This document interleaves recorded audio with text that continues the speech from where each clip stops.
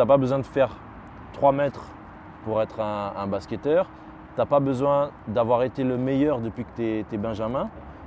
Il suffit d'engranger des expériences et d'apprendre. On ne perd jamais, comme dirait Mandela. Soit je gagne, soit j'apprends. Mais je ne perds jamais.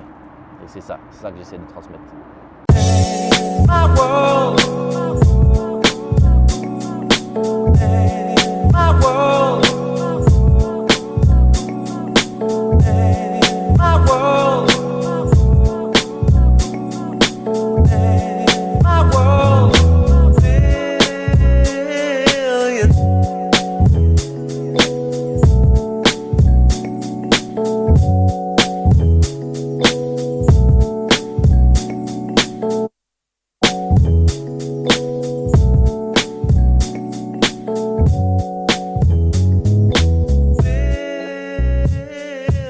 Le basket, j'ai mon grand frère qui jouait au club de Massy. Il n'a pas joué longtemps, 1 an ou 2. Et moi, à cette époque-là, je faisais du judo. Quand je sortais de mes entraînements de judo, j'allais le rejoindre en bas au basket, dans la salle du basket. C'était dans le même gymnase. Et ouais, donc mon premier contact au basket, c'est ça, au bord du terrain, aller le voir.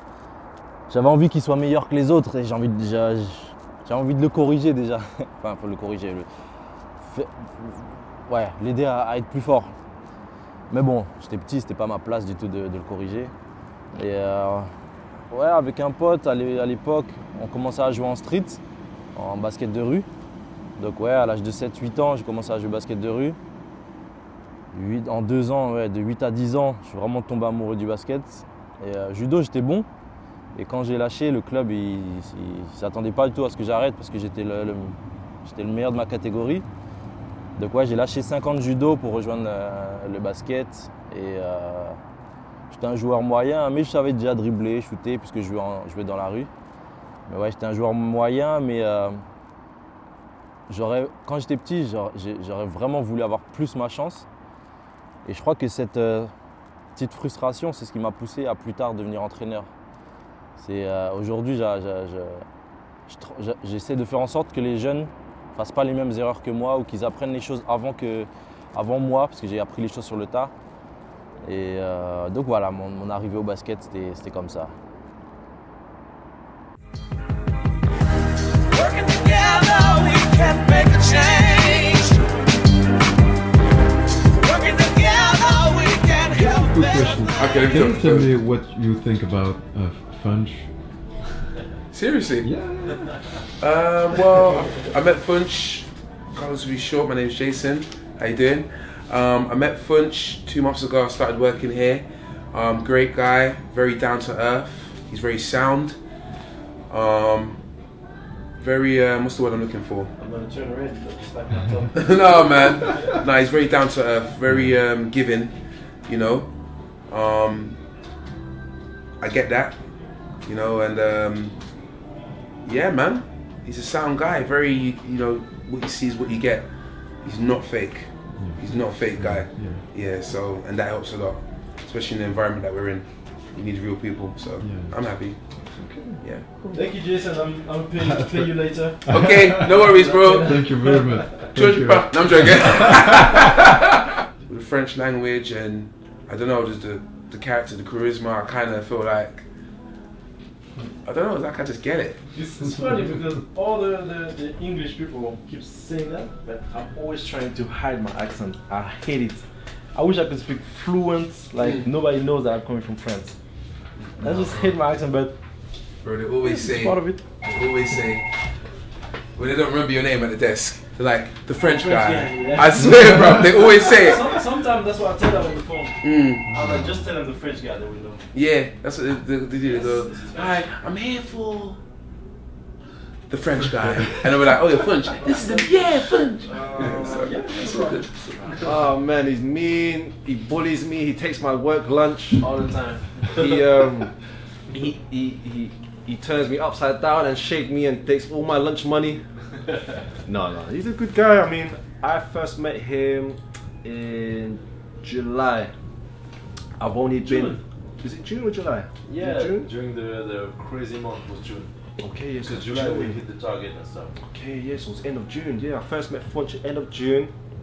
So I've been here literally at the end of June. And yeah, man, great guy. Showed me a lot about the business. Guided me, nurtured me, showed me the ropes, you know, always willing to help me, you know. And it's not just obviously a business relationship, but you know, we do spend 9 hours a day seeing him. You know, I don't want to see him every day. I'd rather see a woman every day.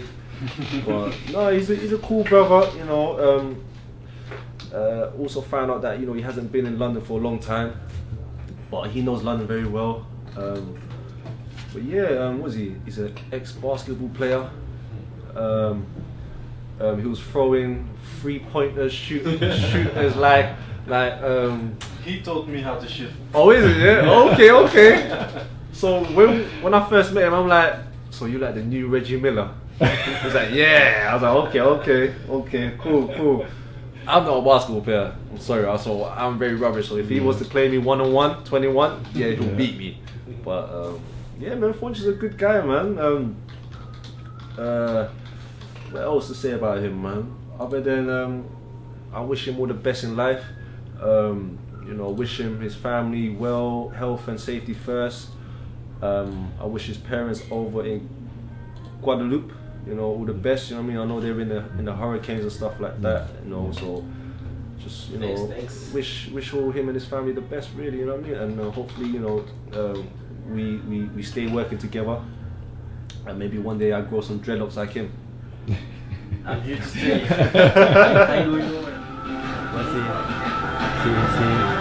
C'est là où je travaille. Fitness First en fait. C'est les numéros 1 mondiaux et mondiaux en termes de nombre de clubs qu'ils ont. On est pas mal au niveau des équipements. C'est par rapport, genre en Angleterre, t'as les clubs de base, des trucs à 20-30 pounds par mois. T'as les clubs au standing, qui sont assez chers. Et il y a juste au milieu, il y a Fitness First qui sont abordables financièrement, mais avec un bon service en fait. Bon, on est bien ici. Ouais, parti freestyle.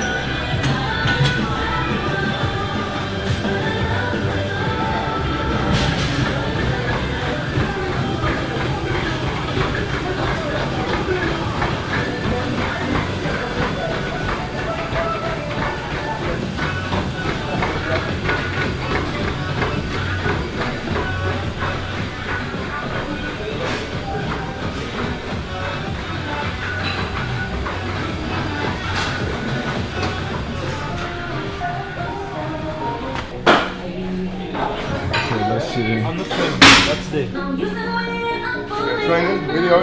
yeah, real quick. Et ouais, la partie poids. D'accord. Weight room, comme on dit en français. Voilà quoi, c'est mon entre, c'est là où je travaille. La studio aussi. Quand j'arrive,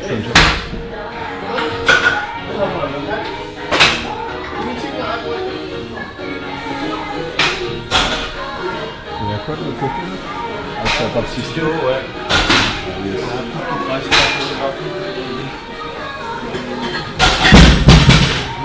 D'accord. Voilà quoi. Ok. Club de C'est qualité. nickel. C'est nickel. Si vous faites de la muscu et vous cherchez du taf à Londres, trouvez du taf dans une salle de sport les gars. Non ouais, franchement, je suis trop bien.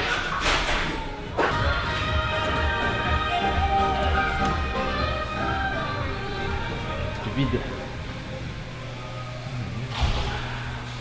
Il y a pire hein, comme job. Il y a Ah, pire. vous êtes super équipé là quand même. Bon, je t'avoue que la piscine, je l'utilise jamais. Ah, je la voyais pas aussi grande. Tout à l'heure, je les voyais bosser là. Et ouais, je la voyais pas aussi grande. C'est le petit plus ou ça, il fait vendre un maximum d'abonnements. Et il y a un sauna, c'est ça? C'est Ouais, ça que je vois sauna, là-bas. steam room, hammam. Ouais. Et D'accord. Ok. Ah bah nickel. C'est le seul endroit de Londres où il fait chaud.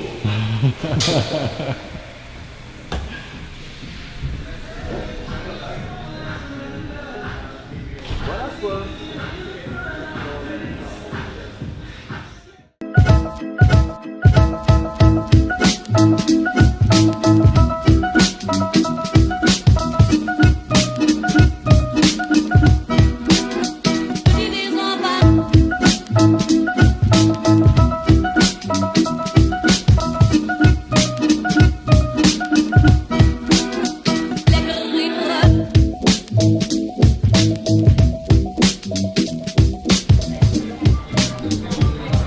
Alors, ce fish and chips?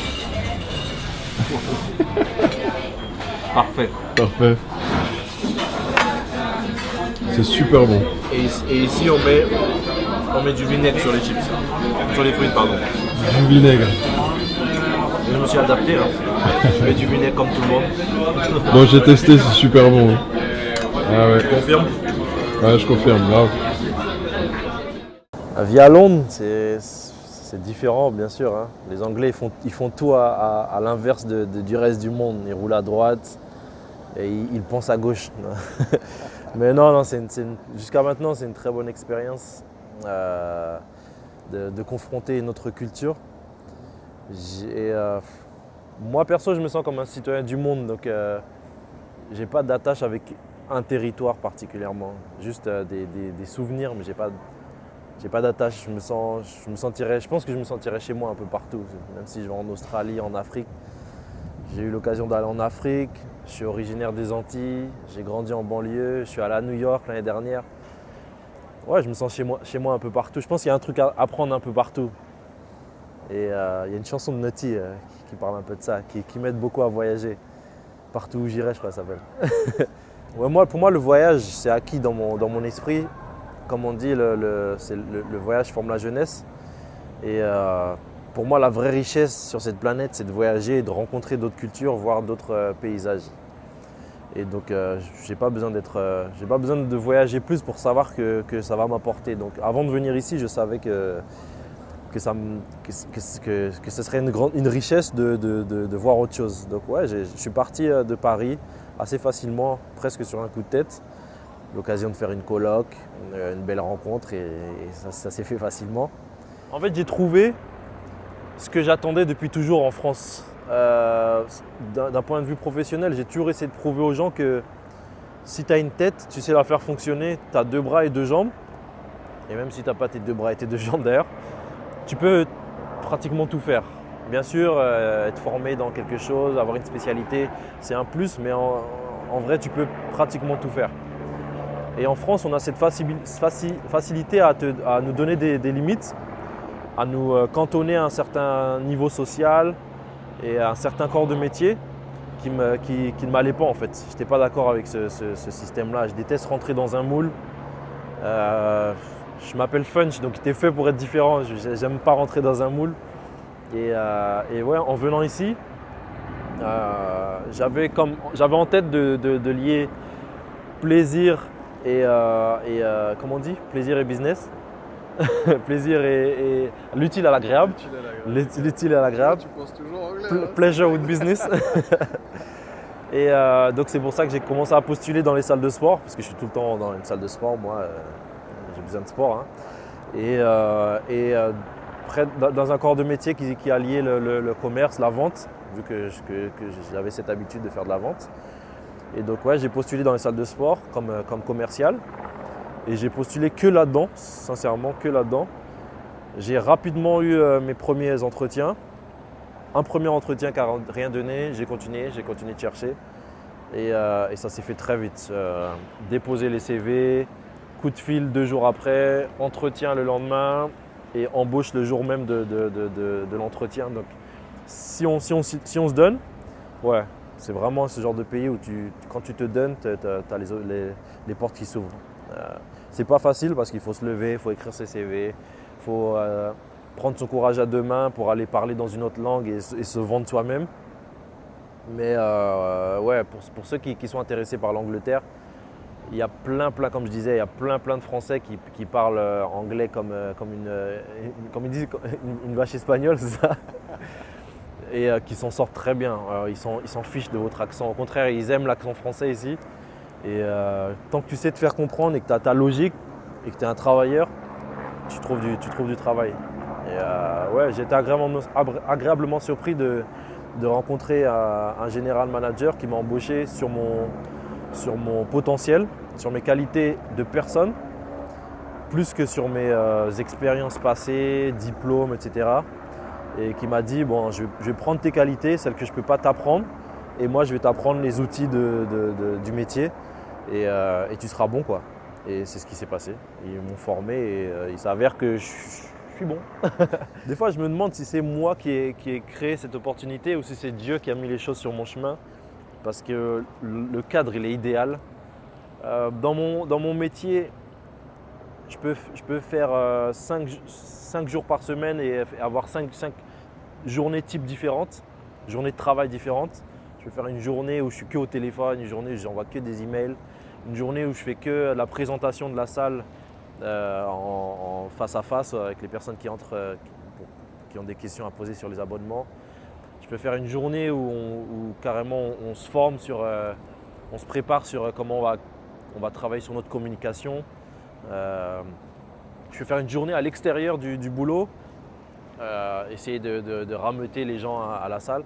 Donc moi, ce que j'aime, c'est de couper la routine. Et ce métier-là, pour moi, il est parfait. J'ai pas le temps de m'ennuyer, j'ai cette liberté de me déplacer comme je veux et de gérer ma journée comme je veux. Et j'ai un manager qui est parfait pour moi. On travaille très bien ensemble, c'est un vrai duo qu'on a, lui et moi. S'il n'est pas là, je prends son relais, il n'a pas besoin de me dire quoi faire. Il a juste à m'orienter, m'aiguiller, me faire passer les informations qui viennent du dessus. Parce que bien sûr, il y a encore au-dessus de nous, il n'y a pas que le club, mais il y a le Fitness First. Là où je travaille, c'est toute une chaîne de salles de sport. Donc ouais, il me fait passer les informations, mais sinon le boulot en soi, il est idéal. J'ai une super entente avec mes collègues. Je suis protégé par les miens. Ouais, franchement, rien à dire. Très bonne expérience jusqu'à maintenant. It's been a journey for myself and Finch, to be fair. I'd probably say I initially first spoke with him towards the end of December. As he was looking for some new work. He was saying he was traveling around and he was going to spend some time in the UK. So yeah, he looked at some jobs around the gym, and we got his application, and I interviewed him with one of our older managers here. That would have been at the end of 2016, and yeah, he blew our mind away in the interview. He was a great guy, great character. He liked basketball. That automatically ticked a box for me because I love the game as well. So yeah, played too. So we could relate on that level. It was really good. So yeah, we pretty much started in this club at the same time in January. I'd been working in a different club before. And yeah, we've been going strong right up until now. We've seen a few people come and go, and he's probably been the most consistent of any of our staff that I've had to experience in the building. So really good guy in Finch. I'm pleased I met him. Hard-working, consistent, just a great character, a great person to be able to work around and spend 9-10 hours of the day in. I've seen worse. But yeah, evolution of Finch, the English. Yeah. Great. Perfecto. Yeah. He forgets sometimes he forgets how to speak French. So I'm happy with that. I think we've done enough there. But no, he's good. He's really good. When he first came, of course, like being a Frenchman, we could understand him, but I wouldn't say it was fluent. Yeah. But I mean, literally in the space of 4 to 6 weeks, Yeah.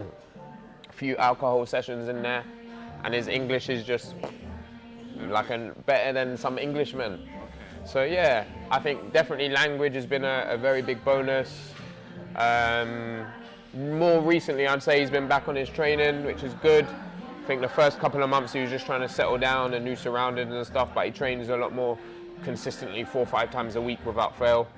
And yeah, I think he's developing a few bits on the side, a few of his own personal goals, business related. So yeah, I know he's a hard-working guy and he's got a lot going, man. Love for Funch. You talk about the language. Yeah. So in French, we have a problem with that. Yeah. We scare about our accent. you Yeah, know, yeah, and, yeah. We think if we come to London, we can work here because we don't Yeah. mind with. You don't think people will understand? But I think it's possible. And Yeah. You just tell us that it's possible. 100%. No doubt. Anyone that's potentially, if you think that's the thing holding you back, then it shouldn't. It definitely not. Language, I mean, the sheer fact that you're bilingual or multilingual is already a bonus, because you come to England and we can't relate with you, but you can relate with us because you can speak our language. The average Englishman probably can't even speak French since school. So yeah, I mean, if I can correspond and if I can understand what you're saying, we can talk the same language. And it started there. It was a little less fluent, but I understand when the man's happy and when the man's sad, and that's enough, you know. So we took it from there, and he's just improved it so well. You can't even really tell when he's on the phone and that it's a French man on the phone. It's really come far. So. Celle-ci c'est pour Ger, Zelou et le Bottom Crew. C'est bon?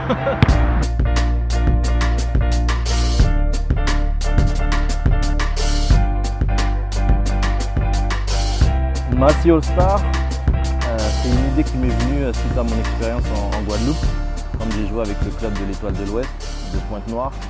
C'est un club qui a formé pas mal de joueurs et qui continue de former des jeunes joueurs, et qui là-bas au pays fait partie des clubs très dominants de l'île, voire même de la Caraïbe. Et justement, j'entraînais là-bas, j'entraînais les minimes, que je salue aujourd'hui là. Et je remarquais qu'ils jouaient avec une certaine intensité parce qu'ils avaient comme exemple ceux qui avaient percé, issus du club, ceux qui avaient percé comme Michael Gelabal ou Marc Judith. Et justement, ils voulaient atteindre ce niveau, ils veulent atteindre toujours ce niveau NBA, pro. Et je trouvais que l'intensité qui se dégageait à l'entraînement, c'était un truc que tu ne pouvais pas enseigner en fait. Ils avaient cette motivation du fait qu'ils aient eu des exemples avant eux. Ils savent qu'on peut le faire, on peut sortir de là où on sort et y arriver. Et en revenant en 2013 de cette expérience en Guadeloupe, je pensais à mon club de Massy, mon club de cœur de toujours, ma ville surtout, c'est surtout ma ville de Massy. Et je me disais, mais on a pas mal de potentiels actuels qui sont au haut niveau, pro, semi-pro, mais personne ne les connaît en fait. Moi je les connais personnellement parce que j'ai grandi avec eux, je les ai vus grandir. Mais ouais, le public massicois même ne connaissait pas ces joueurs. Et à la fois, eux, ils n'avaient pas la reconnaissance qu'ils méritaient. Et en même temps, il n'y avait pas le retour sur investissement sur les jeunes qui pouvaient avoir ces modèles-là pour progresser. Donc ouais, on a les gars comme Pape qui a joué en NBA quand même. Sorti de Massy, joué en NBA, le truc improbable, une chance sur combien de millions. Jean-Victor qui a fait ses classes petit à petit de National 2 jusqu'à maintenant en Pro A. Il joue au Portel là cette année. Grosse fierté. On a des gars comme Fabien Pachal qui tournent entre la Pro A et la Pro B. Xavier Gaillou, un bon joueur de Pro B. Le petit frère Gaylor. On en a d'autres. On a bien une bonne quinzaine de joueurs qui s'installent, qui se sont bien installés au haut niveau. Et justement, mon idée c'était de faire à la base, mon idée c'était de faire un documentaire. Ma première idée c'était ça, c'était faire un documentaire, faire un portrait de chacun de ces joueurs, les suivre sur une saison et à la fin finir sur un gala de basket. Et c'était l'idée de mon documentaire. Il se fera peut-être un de ces quatre, ça fait partie de mes futurs projets. Et donc ouais, le plus simple c'était de surtout faire un gala de basket. C'était beaucoup moins cher, beaucoup plus abordable pour moi. J'ai mis vraiment mon cœur dans ce projet parce que justement j'avais une image du résultat et je savais que ça allait être ça et pas autre chose.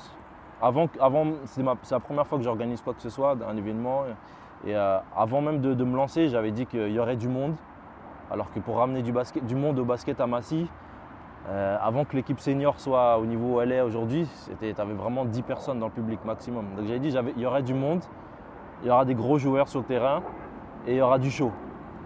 Et franchement, la première édition, ça s'est passé exactement tel que je l'avais imaginé. Du public, une bonne couverture médiatique. Au début, les joueurs, ça a été un peu compliqué de les amener, mais les anciens de Massy ont joué le jeu quand même. Et après Massy All-Star 2, 3, ouais, là c'était une grosse réussite. On a vraiment eu, je ne sais pas si les gens se sont rendus compte, mais on a eu du beau monde sur le terrain, des internationaux, des joueurs on a un qui a été drafté en NBA cette année. Et ouais, une bonne quinzaine, vingtaine de pros, mais pas des petits pros, vraiment des bons pros bien installés en Pro A et Pro B. Et en plus, les shows, ils étaient pas mal. Je pense que le public il est assez diverti à ce niveau-là. Et les retours que j'ai eus, ils ont. En fait, je m'attendais à rien au niveau des retours, mais ouais, les retours que j'ai jusqu'à maintenant, ouais, ça fait chaud au cœur, quoi. Tout l'investissement que j'ai mis dans le Massy All-Star et que je mets toujours dans le Massy All-Star, avoir des retours un an après, des gens qui me disent ouais, quand est-ce que tu nous fais le prochain, il ne faut pas que tu arrêtes, il faut que tu nous fasses le Massy All-Star, comme si ça faisait partie du patrimoine de Massy. Ouais, c'est une petite fierté que j'ai. Et donc ouais, le Massy All-Star, il est né de cette idée-là, mettre en valeur les réussites et surtout que ça apporte des exemples de réussite aux plus jeunes. Là, je suis certain qu'à Massy, tous les jeunes, ils veulent devenir des Papsi, des Xavier Gaillou, des Fabien Pachal, des Yoran, des Mathieu. Même si j'envoie pas de message, même si je fais pas de coucou, je suis pas trop un mec qui me monte sur les réseaux. Bon, je vais vous faire mentir avec cette vidéo là, mais vous allez me faire mentir. Mais ouais, même si je fais pas beaucoup d'apparitions, ouais, je pense à tout le monde. Je pense à tout le monde et loin des yeux, près du cœur.